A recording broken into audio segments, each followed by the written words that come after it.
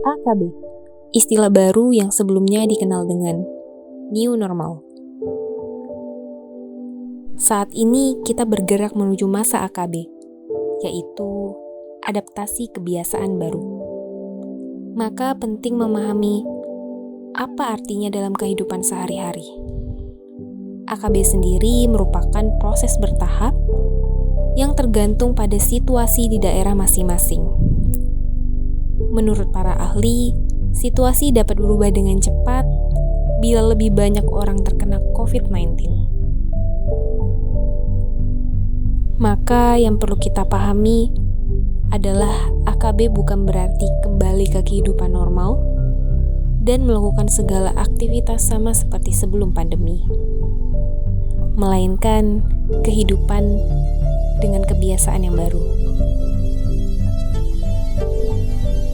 Jadi, apa sih yang bisa kita lakukan? Yang paling utama, tetap di rumah dan hanya keluar bila memang benar-benar perlu.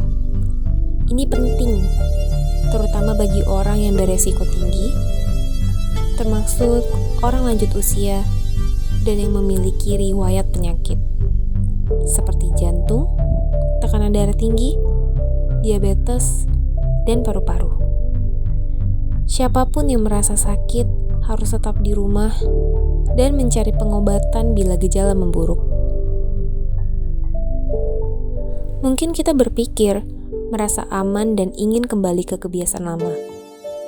Saat melihat banyak orang di pusat perbelanjaan atau di restoran dan tempat keramaian lainnya. Tapi itu hanya rasa aman palsu.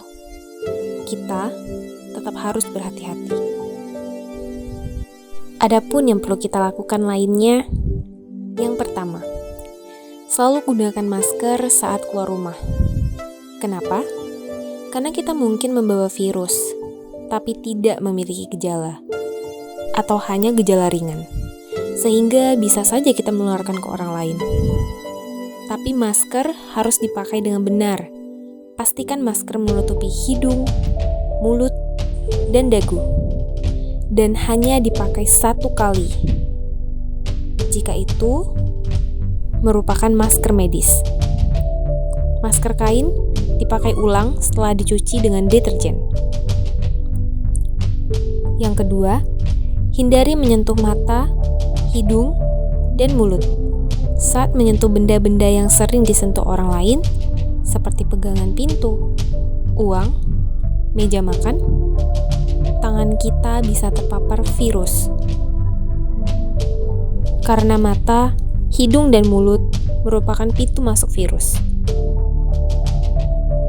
Yang ketiga, selalu ambil jarak lebih dari 1 meter dari orang-orang saat berada di luar rumah. Kadang kita merasa tidak nyaman saat ada yang berdiri terlalu dekat, semisal saat mengantri.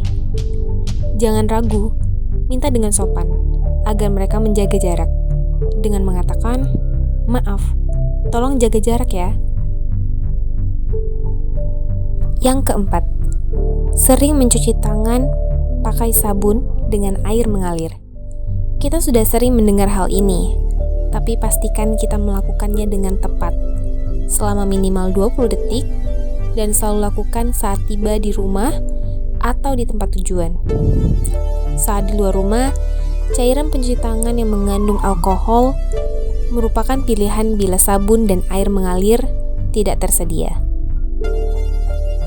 Dan yang terakhir, selalu ikuti perkembangan informasi dan hanya ikuti sumber terpercaya.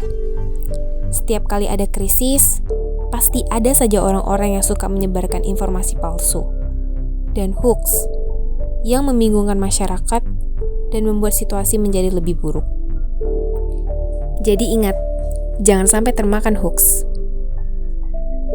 Dengan kita memulai kebiasaan baru, maka kita dapat melindungi diri sendiri serta orang lain.